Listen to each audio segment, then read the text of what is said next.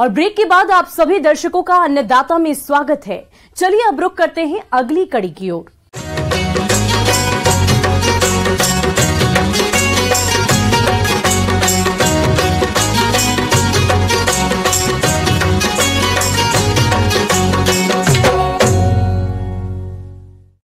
झारखंड और बिहार में सहजन की खेती की असीम संभावनाएं हैं। यहाँ का मौसम और यहाँ की मिट्टी भी सहजन की खेती के लिए काफी अच्छी है। कम पानी वाले क्षेत्र और बंजर भूमियों में भी सहजन की खेती आसानी से की जाती है। सहजन से किसान न केवल अच्छा मुनाफा कमा सकते हैं, बल्कि इससे कुपोषण की समस्या का समाधान भी कर सकते हैं। अगर आप भी सहजन की खेती करना चाहते हैं तो इसकी कौन कौन सी किस्मों को लगाएं और प्रबंधन कैसे करें, आइए इस बारे में जानते हैं कृषि वैज्ञानिक डॉक्टर राजेंद्र कुमार ठाकुर से।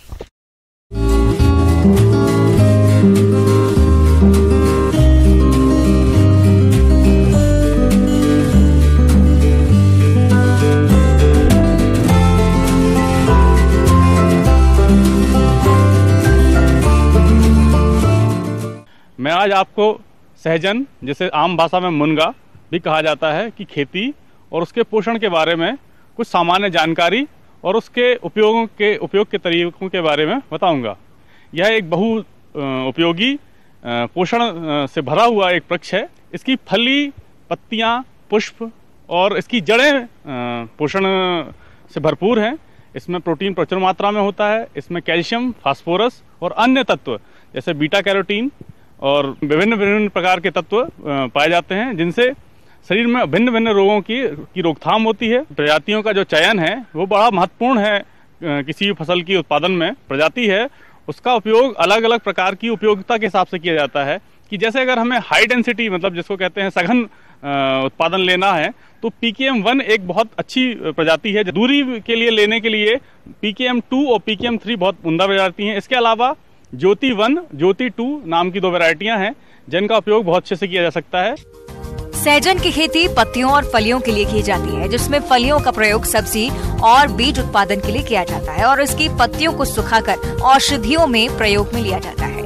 सहजन की खेती की सबसे बड़ी बात यह है कि सूखे की स्थिति में कम से कम पानी में भी जिंदा रह सकता है और कम गुणवत्ता वाली मिट्टी में भी ये पौधा लग जाता है। सहजन की खेती करने के लिए दोमट मिट्टी सबसे अच्छी होती है। मुनगे की खेती करने के लिए अभी जो जून का समय चल रहा है, यह एक उपयुक्त समय है। इसके लिए मुनगा की खेती 2 प्रकार से की जा सकती है। एक, खेत पर सीधे रोपाई करके, या फिर मुनगे के बीजों को छांव में छोटी छोटी पन्नियों में बीजों एक 2 बीज एक पॉलिथीन में, छोटी छोटी पॉलिथीन में रोप कर आप उसको छांव में विकसित कर सकते हैं। सहजन की खेती में अगर आप नर्सरी में उगाए पौधे का इस्तेमाल करना चाहते हैं तो 18 सेंटीमीटर की ऊंचाई और 12 सेंटीमीटर की चौड़ाई वाले पॉली बैग का इस्तेमाल करें। बैग के लिए मिट्टी का मिश्रण हल्का होना चाहिए। उदाहरण के तौर पर 3 भाग मिट्टी और 1 भाग बालू। प्रत्येक बैग में 1 से 2 सेंटीमीटर गहराई में 2 या 3 बीज को लगाएं। और फिर बरसात आने पर आप उनको गड्ढों के द्वारा खेत में रोप सकते हैं, या मेड़ पे रोप सकते हैं, या जहां आपके पास जमीन हो आप कम पौधे रोप सकते हैं, घर के उपयोग के हिसाब से रोप सकते हैं। 50 सेंटीमीटर गहरा और चौड़ा गड्ढा खोद लें और उस गड्ढे से मिट्टी को ढीले होने और जड़ को नमी ग्रहण करने में मदद मिलती है। सहजन या मोरिंगा के सघन उत्पादन के लिए एक पेड़ से दूसरे पेड़ के बीच की दूरी 3 मीटर हो और लाइन के बीच की दूरी भी 3 मीटर रखें। इसके बाद कंपोस्ट या खाद की मात्रा 5 किलो प्रति गड्ढा ऊपरी मिट्टी के साथ मिलाकर गड्ढे के अंदर और चारों तरफ डालें। ऐसा करने के बाद जो हमारे तैयार किए गए पौधे हैं, जिनकी ऊंचाई 1 से 1.5 फीट या उससे कम हो, उनको उचित दूरी पर, जैसे 1.5 बाई 1.5 या 2 बाई 2 मीटर की अंतर पर इनको रोपें। और बरसात के मौसम में अगर आप सिंचाई दे रहे हैं तब आप इन्हें सिंचाई दें, और अगर बरसात हो रही है तो इनके आसपास थाला ना बनाएं, इन पर मिट्टी चढ़ा के रखें, क्योंकि अगर बरसात के मौसम में जड़ों के आसपास इकट्ठा हुआ पानी तनों को, छोटे छोटे पौधों के गलन कर देता है, इसलिए थाला ना बनाएं, या फिर जल निकासी की पर्याप्त मात्रा में व्यवस्था करके रखें। मोरिंगा और सहजन के पौधे को ज्यादा पानी की जरूरत नहीं होती, इसलिए पूरे तरह से सूखे मौसम में शुरुआत के पहले 2 महीने नियमित पानी दें और उसके बाद तभी पानी डालें जब इससे जरूरत हो। फसल सुरक्षा के लिए सबसे उपयुक्त है कि हम फसल में लगने वाले कीड़ों को जानें। वैसे तो सहजन के पौधे में विशेष कोई कीट या रोग का प्रभाव नहीं होता, लेकिन अगर जल भराव की स्थिति बनती है तो पौधा किसी भी स्थिति में तना गलन, जिसको हम रूट राट भी कहते हैं, हो जाता है। इससे बचाव के लिए हम जल निकास की उचित व्यवस्था करें और अगर भराव की स्थिति बनती है तो रेडोमिल MZ 2 ग्राम प्रति लीटर पानी के हिसाब से ड्रेंचिंग करें।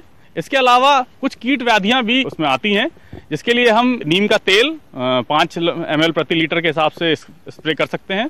मुनगे का पौधा 6 माह में फली देना शुरू कर देगा। पहले साल एक पौधे पर अगर अच्छी पैदावार हुई तो करीब 250 फलियां लगती हैं और इनकी लंबाई 2 फीट और वजन 100 ग्राम तक होता है, जिससे बहुत अच्छी क्वालिटी के बीज और अच्छी क्वालिटी के पत्ते प्राप्त होते हैं, क्योंकि इसके पत्ते भी बहुत पोषक होते हैं और इसके पत्तों को हमें जैसे हम चने की भाजी खाते हैं उस रूप से हम खा सकते हैं। आगे और भी है खेती बाड़ी से जुड़ी हुई बहुत सी रोचक जानकारियां, पर यहां पर रुकेंगे एक और छोटे से ब्रेक के लिए और जल्द हाजिर होंगे।